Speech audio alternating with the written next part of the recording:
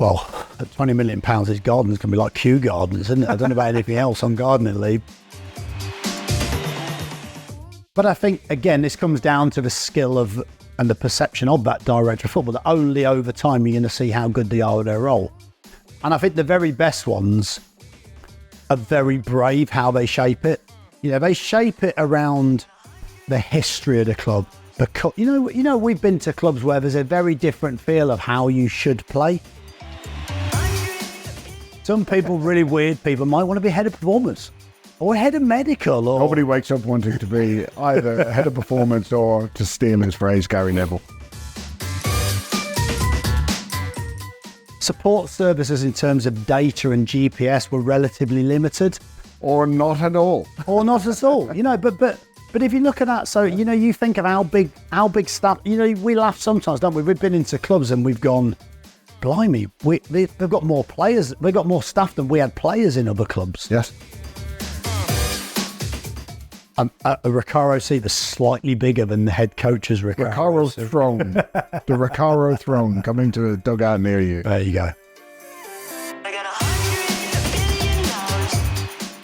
Welcome, football fans, to Breaking Lines, the podcast that takes you behind the scenes of the beautiful game like never before. I'm Gary Rowett, former player and manager, joined by the insightful Dave Carolan, a man with his finger on the pulse of football's beating heart.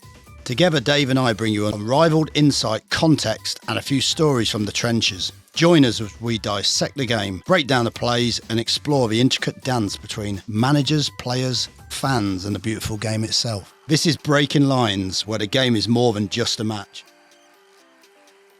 Well, Gary, there's a new sheriff in town, and he's rode in on his steed, and he's the sporting director or technical director. There's multiple names for this type of role. It's providing a whole new landscape in football, certainly here in the UK.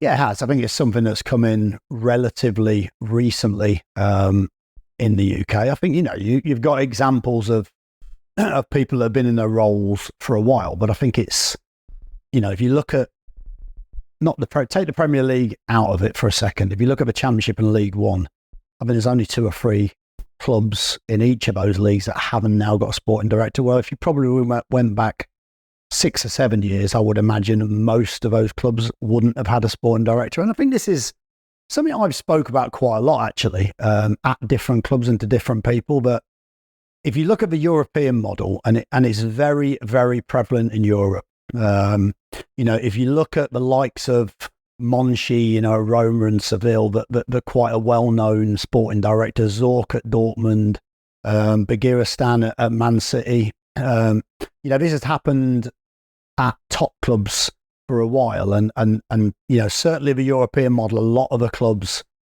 and the reason they have a sporting director is because a lot of these clubs have a way that they think that club probably should play, you know, a real ideal framework for that club. You know, and if you're a head coach, you're going into those clubs having an understanding of what, you know, let's say you're going into an Ajax or a Bayern Munich or whatever that is as a head coach, you should have an idea of how that club culturally want to play. And obviously you have ways around that you can change and you can shape as a head coach, but you have an understanding of that. And that's the director of football's role, essentially, to help shape that and have an overview of it and work with the main people in the club, one of which is the head coach, to create success and a sustained success, I think. So I think it's something that European clubs have done really well for a number of years. You know, you go back a long time and they've been doing it for a long time. I think a lot of the clubs in the UK have recently started to adopt that, you know, with different amounts of success. And I think it always comes down to the skill of that person and how that person shapes that role and in which way they do that. But it's definitely something that we're seeing a lot more. And I think it actually, if it's done really, really well, and there's some good examples of that, I think it can be a incredibly positive way forward. And, you know, I think it'll save clubs a lot of money. I think it could enhance their chances of success. And I think it probably creates a slightly different type of person that they bring in to run their football team, essentially. So in the very recent past, we've seen a bounty put on the head of Dan Ashworth to try and extricate him from Newcastle United and attract him into Manchester United. He's now on gardening leave as we speak. Does that open up the potential for sporting directors who get results, who are of a high enough profile to potentially be the subject of transfers just like players? I mean, reportedly a £20 million transfer fee for a sporting director. Like, we would never have heard anything of that up until probably this year. Well, at £20 million, his garden's going to be like Kew Gardens, isn't it? I don't know about anything else on gardening leave, but yeah, I think again, when you change the landscape of an industry, and let's say you add in the sporting director as a clear main role, to a certain degree.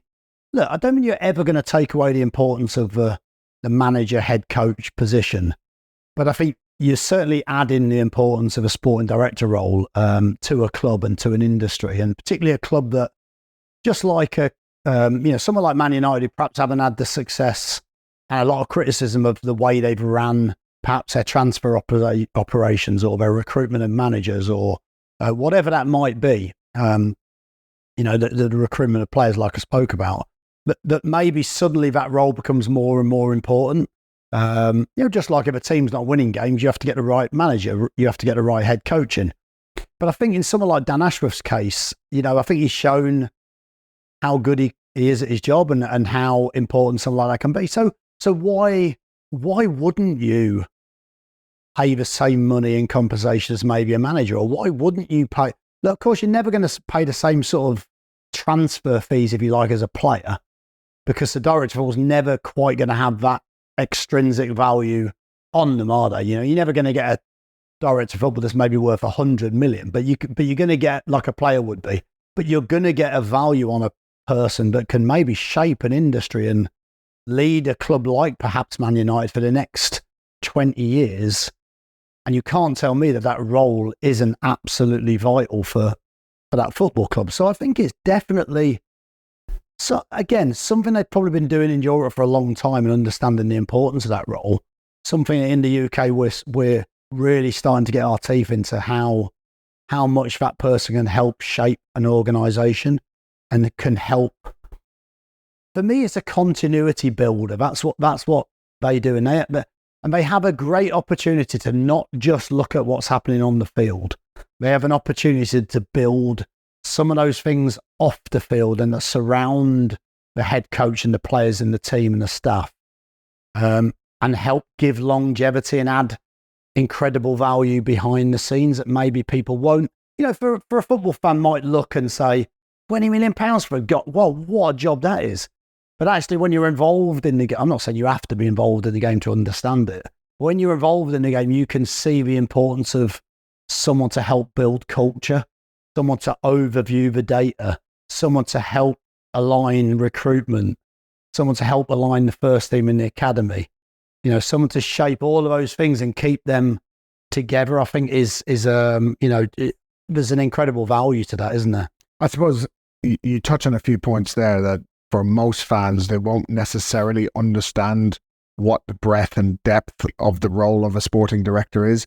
They're not necessarily picking the team, are they? But they may be involved in a lot of things surrounding the support of the team and ensuring that it's best placed acutely to perform on a game-to-game basis. But as you mentioned, they have to also think strategically long-term across a number of different departments. What kind of things would come under the kind of remit outside of picking the team and deciding the strategy for a game?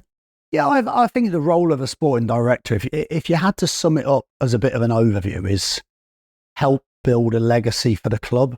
I think that's the important bit. So whether that's a legacy of data, whether that's a legacy of information from a recruitment perspective, whether that's, so because it's not just about supporting and helping the head coach while he's there. It's about, what does a club look like in 5 years' time, in 10 years' time? How can we sort of build some of those bits that maybe, if you think about it, if you think about the Championship, for example, there's been a lot, look, and I've been part of that sort of merry-go-round of managers in some ways, but yeah, I can still see the pitfalls of that from a club's perspective. I think that if you're someone who has an opportunity to help define what the club's playing style might look like around their environment and their fan base and the geography and the culture and the history of the club, I think that's a positive thing, because actually as a head coach, it helps you go into a club and you know really what the expectation is straight away. I think most coaches have, you pick the right head coach for the right remit and the right role. I don't think that ever changes. But what I don't think you do is you don't let a head coach come in or a manager come in and change everything, and then you decide that the results are not good enough 3 months later, and you have to go and get another one who then changes it all again. And I know that's probably a very black and white way of describing it, but ultimately as a club, that's going to, any business wouldn't change their business model every 6 months. Every club wouldn't have a massive turnover of staff and a massive turnover financially every 6 months. So it makes sense to try to create a longer term vision. And often the head coach, it's hard for a manager or a head coach to have that, because of course you want to win games straight away. You're under pressure to win games straight away, and the staff are under pressure to deliver results straight away. So I think for someone to be able to shape that in the background, so what does the playing style maybe look like? But you allow the head coach to be a little bit flexible to win games. Of course, you have to. What does that staff look like, and how do we support the manager the best? So can we get the best performance staff in? Can we get the best medical? There you go. So yeah, I think we can. Can you still do the podcast? Yes. Yeah. So, but I think, if you can do that again, and it's not, look, there's a balance, isn't there? That member of staff has to work and help the manager as well as the sporting director. And there has to be that alignment, doesn't there? I think there has to be the alignment. It can't just be those staff work for the sporting director in the club and not for the head coach, because I don't think that works either. If there's a real alignment and actually you can help support the head coach with good staff and good people, and, document and shape that data over a long period of time, I think that can have a massive, massive impact in the ability for the head coach to really focus on the things that are important during the week. Also, stuff the club are doing that perhaps, as a manager, sometimes you're going in and, you're looking at the club have got ideas long term, you've got to try and help them with, I don't know, they're moving training ground, or they're helping develop their stadium, or whatever that might be. You're trying to help recruitment. You're trying to help that. So there's so many things that can sometimes be a deterrent sometimes they can be positive, sometimes they can be a deterrent for a manager to do your job to the best of your ability, because you're getting dragged in all sorts of different directions. So I think there's also a benefit of working in alignment with somebody else to actually take some of that away from you, so you can focus on the important parts of the week.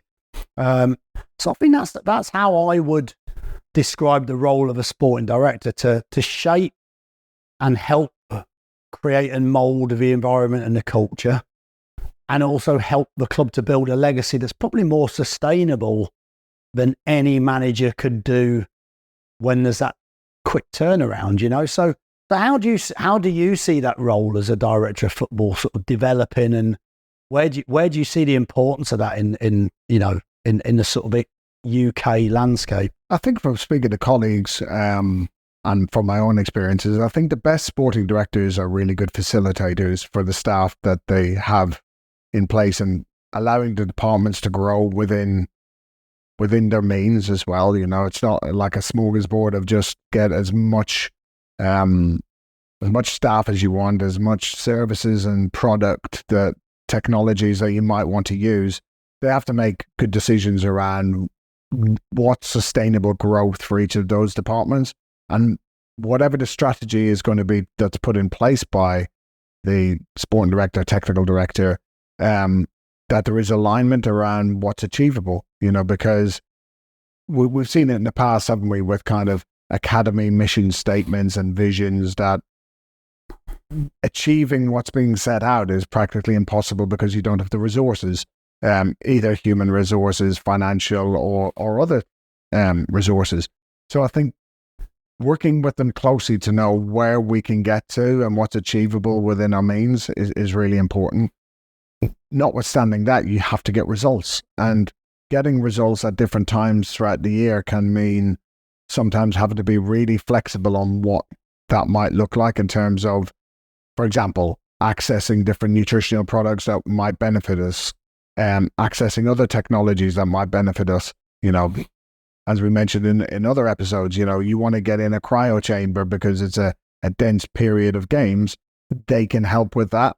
And I think because they work closely with the board of directors or maybe the CEOs, they can facilitate that kind of access to budget that previously you just wouldn't have had in your own role because, you're kind of too far down the pecking order. But with a really good sporting director in place, they allow you to have those conversations a little bit easier because they already not necessarily hold the purse strings, but they have access to them.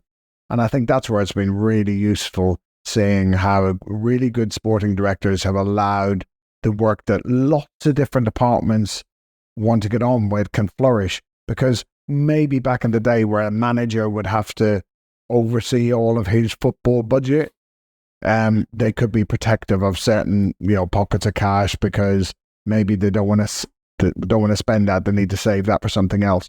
And that maybe has allowed us in other departments to be able to be a little bit more creative and effective. But no, you're right. I mean, I remember when I first started out in League Two at Burton, you would manage, you'd work closely with a chairman and owner to basically manage your own budget. This is your budget. This is how you can do it. So you might, let's say one season you need to advance. It might be that you have to bring more youth products into the team to not just facilitate that pathway and the pathway down further down the line to the other academy players as a very positive stance and position and situation, but actually to save money for the first team, so you can maybe spend a little bit more on the top end players to maybe give you that little extra little bit. And you're right in if you're at a bigger club with that budget and you're shaping what you want to do, of course a lot of managers are going to think about, how can I use that money? You want 50 grand to go and get some software that you think actually helps the club over 10 years. And I want that as part of the wages for a top player on loan that might make the difference in the next 3 months. Obviously, I'm going to prioritise, but actually that might not necessarily help the club long term. Yeah. And that's where I think it's a very positive thing that actually somebody that can work in very, very close, because I think that's the key, to work in close alignment and close proximity with a head coach, head of performance, head of medical, and create like you say, a way of supporting those people to get the best out of what they're doing, but maybe give them the chance to work effectively, time-wise, on the things that are the most important. So collating all the data for the club, managing the budget, these are the things that you don't really, what you're doing a lot of the hard yards with a recruitment team.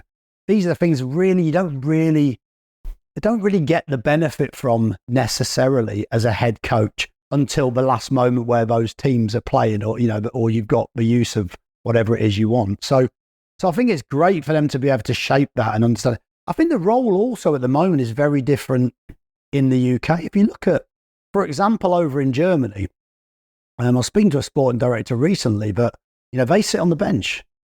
So the expectation over there, and I would imagine in a lot of other European countries, the sporting director sits on the bench and is part of the team. I don't think necessarily making interventions. You might struggle at some of the benches in the UK because there is enough seats already. We can't even get the extra subs on, can we? But we've got to sit on drinks boxes after week.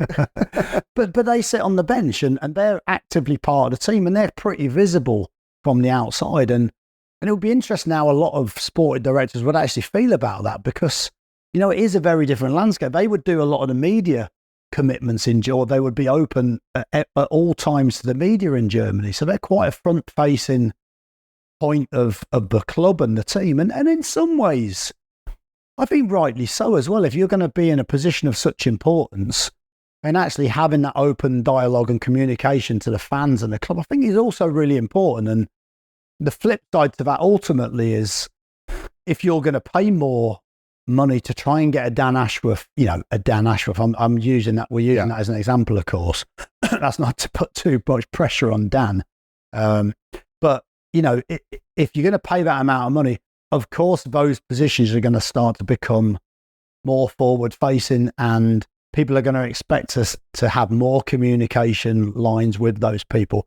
And actually, in the end, those people are going to become under probably a little bit more pressure, like a head coach would. And that's just going to be a natural growth for that position when they become more important and more prominent within the country.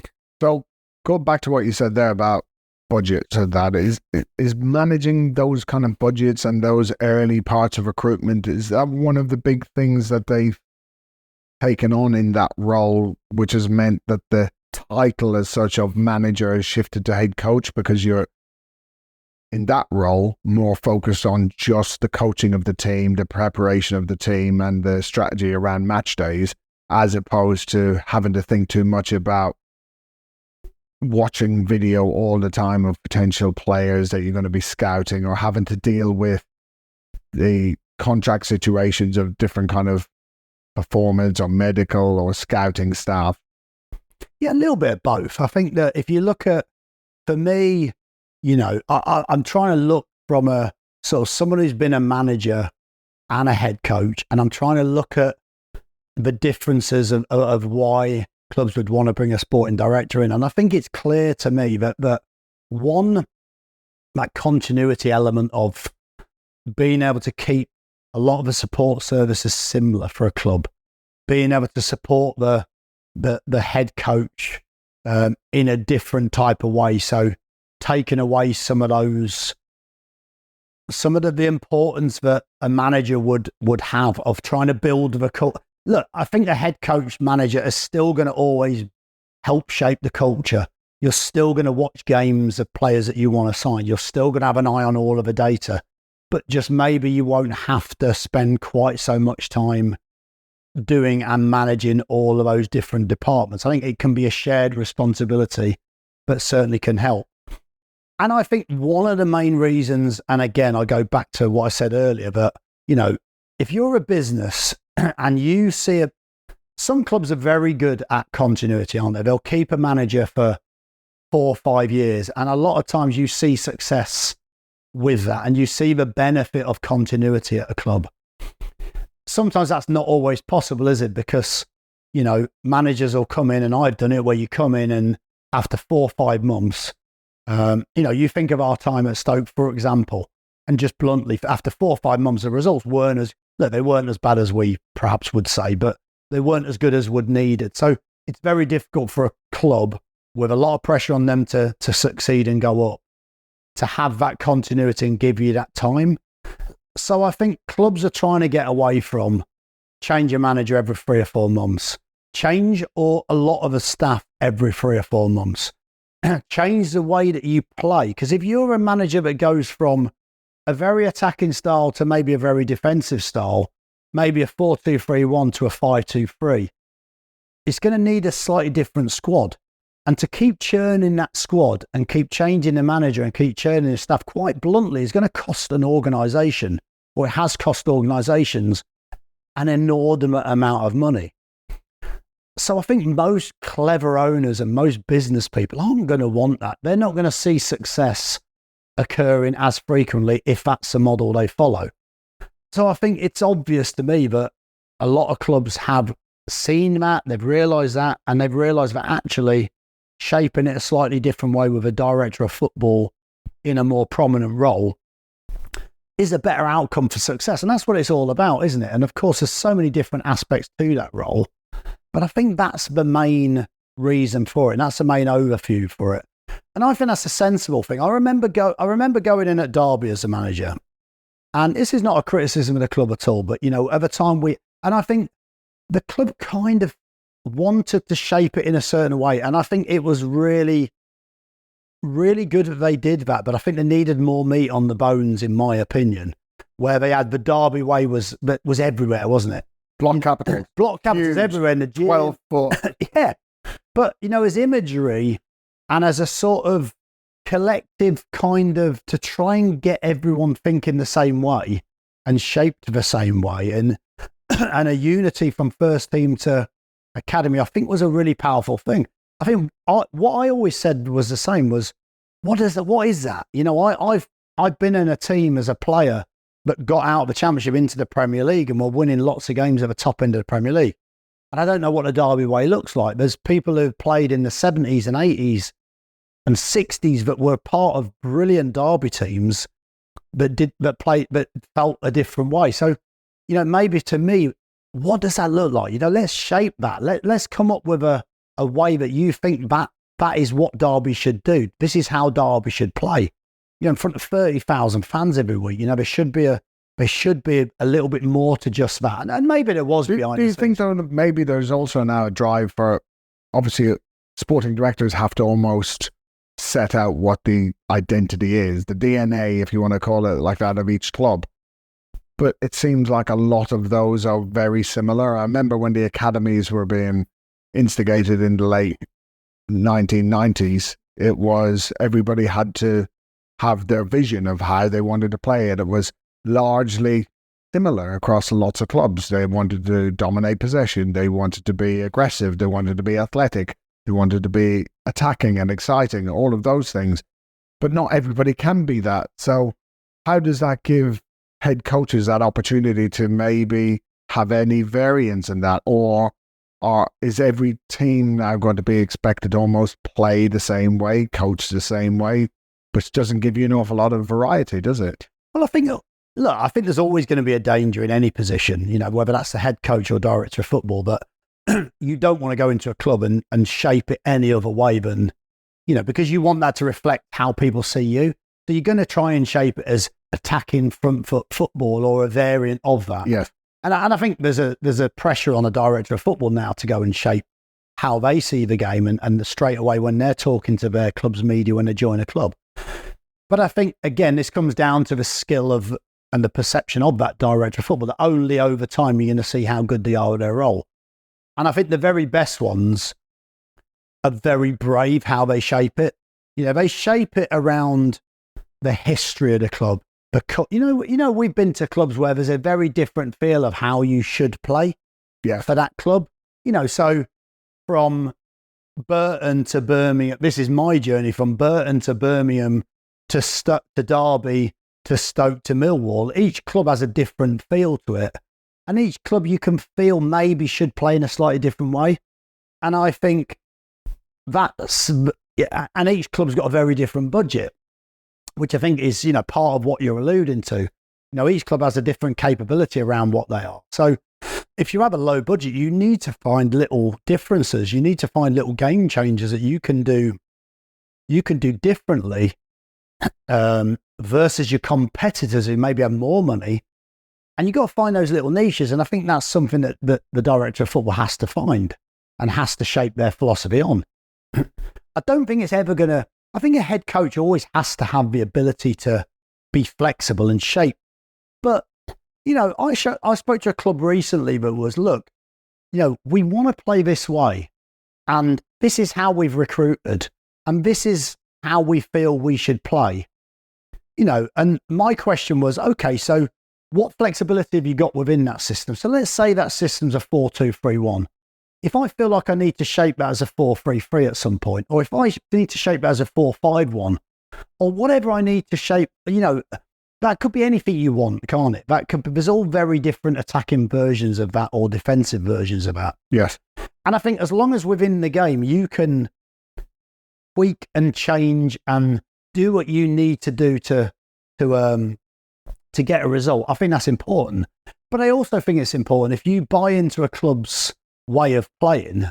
So let's say, for example, if I buy into that and a club says to me, it's really important that we have our academy players as part of our team, and it's important that we have that culture as a club that we develop young players, or maybe the club needs to be a club that has a sustainable model, but they need to sell players every season. Look at someone like Brighton have done that brilliantly in the Premier League. They've competed with a style of play, possession-based brand of football, but have also given opportunities to young players because selling players at peak value, or being able to use that cycle of recruitment and recruit, give an opportunity, make mistakes, sell players as part of their model of sustainability is also important. So I think also as a head coach coming into a club, it's also important if that's the way the club wants to play, you then also got to support that head coach in maybe that young player making mistakes, and he's got to go with that player, and maybe that affects results for a game or two, but you have to long term give the backing and support to the head coach as well. So I think it goes hand in hand, and I think that again comes down to the skill of that person. I mean, I think what's interesting for me is the different routes now, because once it was either everyone look, I'm going to say everyone wants to be a coach or a manager. Of course they don't. Some people might want to be a head of... Some people really weird people. Some people look higher in the game. Yeah. Some people, really weird people, might want to be head of performance or head of medical. Or... Nobody wakes up wanting to be either a head of performance or, to steal his phrase, Gary Neville. No, but there's loads of different avenues to get into football at elite level, isn't there? Or whatever level you want to get into. Yes. But I think a director of football is a new role predominantly for other people. So you've got a player finishing playing now and we've had good examples of that. George Fend recently at Bristol Rovers has gone from being a player, he's retired one day and become a director of football the next day. And there's going to be different challenges for him, but there is an opportunity now for a player to actually not want to be a coach or a manager and actually want to be a director of football, because maybe they want to get into some of the more commercial elements, or they want to actually be a bit more of a facilitator in terms of developing a club and helping those routes into becoming a sporting director. I mean, it's still relatively immature in this country, as we've spoken about, far more developed. It was in the 80s, probably even before that in Europe, at places like Ajax, they were already thinking about this kind of long-term strategic development of the club and the players within the club and how they recruited. But in this country, certainly qualifications around being a sporting director or technical director have been around 10 years or so. And now the routes into those roles, we've seen everybody from, as you just mentioned, players who are still playing the game, who are studying for it. You're seeing people who have been in recruitment. You've these ex-managers and ex-players. I mean, there's fundamentally lots of different types of sporting director, and their bias is also going to affect maybe how they'll work with managers or coaches. Like, if they've spent time as a manager or as a coach, they're probably going to perceive the pressures of that role differently from somebody who's maybe worked in a different department, who've also done the qualifications and have the certificate, and now decide that they too want to take on the responsibility of those roles. Yeah, and also you look at a role and you think, maybe if you're a player coming out of the game, regardless of what you're interested in, you maybe look and go, well, maybe there's more longevity in a role like that than perhaps there is if you're a head coach or a manager or working in a different role. So there's all sorts of different attractions to why you might want to go into that role. And like you say, there can be players, there can be head coaches and managers who want to go back into that role and use their experiences of what they think a head coach or a manager might need in terms of that support. So I think there's a benefit to that. We've seen someone like Mark Bowen at Reading, who has been the sporting director, was a player and has managed as well in the time. So he's kind of experienced all kind of levels on that side to it, doesn't he? Yeah, I think that's equally sort of poignant and important in encapsulating what that role might need. I mean, they've had a very turbulent last 12 months. So that's not been an easy role in a difficult club, hasn't it? In difficult circumstances. You've also got, I suppose a natural way of getting into that role is being in recruitment and a head of recruitment, then going into being a director of football, because one of the big parts of being a director of football are, we've all seen how big the performance element in football clubs are, but also how big the recruitment arm is and how many staff are involved in that, and managing and shaping and collating all the information that and all the data and statistics that we've sort of spoke about in different episodes. That there's so much available now that actually, that's one of the reasons why I think a manager once wouldn't have had to deal with a lot of those things, but now a director of football, there's so many more things. One thing we haven't spoke about really is, and I'm digressing slightly, but maybe one of the reasons a director of football is now even more important at a club is because when we first started, staffs were very relatively small. support services in terms of data and GPS were relatively limited, or not at all, But if you look at that, so you think of how big staff. We laugh sometimes, don't we? We've been into clubs and we've gone, blimey, they've got more players, they've got more staff than we had players in other clubs. Yes, because staff have grown. You look at the data element of a football club has massively grown. Whereas maybe you were dealing with no companies, you're now dealing with 5 or 6 different companies and arms of different strands of data. Maybe, whereas once you had 5 or 6 staff, you've now got 25 or 26 staff.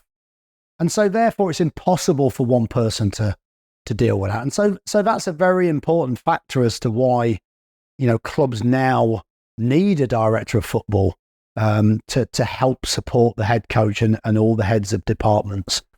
And I think how that director of football gets into position, for me, doesn't really matter. I've seen good. It's a similar debate to what makes a good manager or head coach.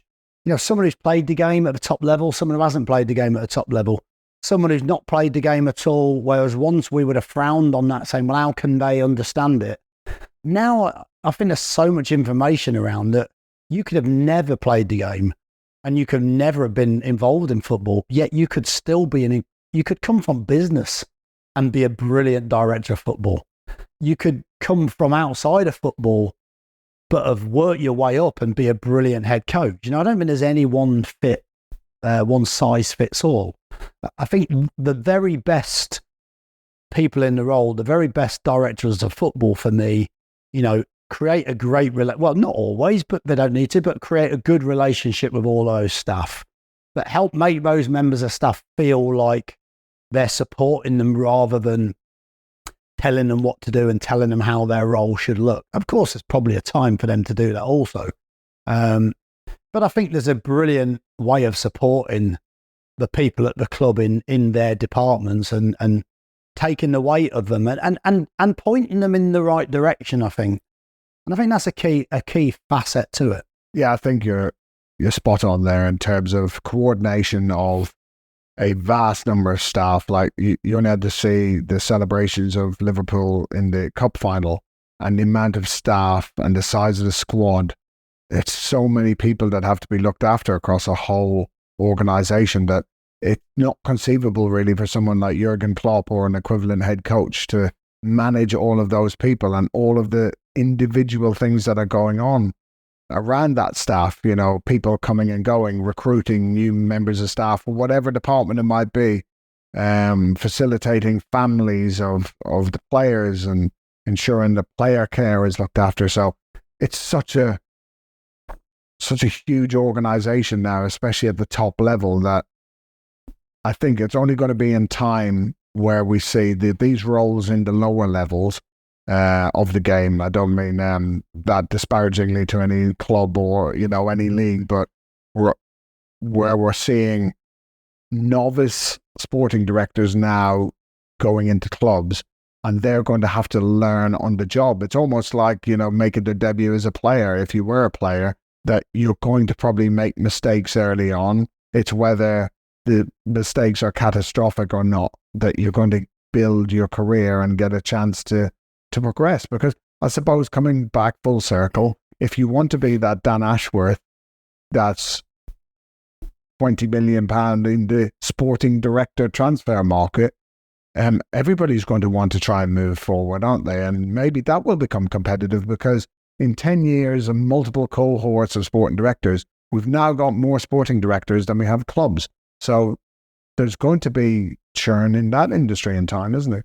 Yeah, but that's what I said earlier. I think in terms of that pressure, I think that's going to be a role that's going to come under more scrutiny. And as important builds in a role, then the scrutiny builds. That's just the way it works, doesn't it? That's the hand in hand. You become, you go from being a coach or as assistant manager, and you're still doing a very important role, but you're not under the same pressure. You become a head coach or a manager. Suddenly all eyes are on you. And that's that. And part of you wants that, but part of you, maybe when you experience it, it's a very different experience. And I think the sporting director role is going to be the same. You because you're visible, because most of the times you're at a home game, you're gonna come under more scrutiny, aren't you? The more that there's a Dan Ashworth that gets poached by a club like Man United for a vast amount of money, the more those positions are going to be dissected by analysts, and they're going to be dissected by the fans in different ways. But I think it's a role that is incredibly important. I think it's a role that clubs need, and I believe that clubs in the UK have needed to follow the European model for a long time. I think common sense suggests that it makes no sense to change your business model every 3 months. It makes no sense to have that type of churn. I think a director of football can change that and alter that. And I think the skill now is going to be in, when you need to make a head coach change, it's bringing in the right head coach for the right way that your club wants to play and for the right parameters around what success looks like to your club.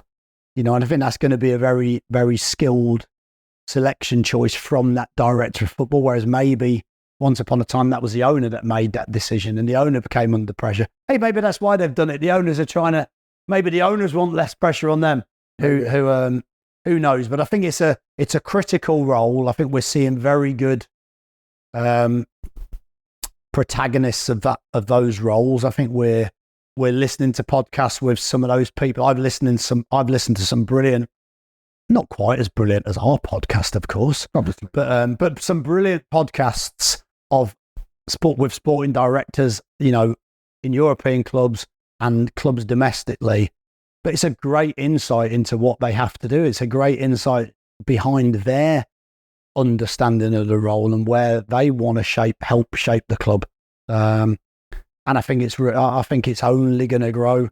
Where every Dan Ashworth is, there going to be a 50 million. When's the first? We're going to start seeing now, aren't they? When's going to be the first 50 million pound director of football, or the first 100 million? But it shows how important this is.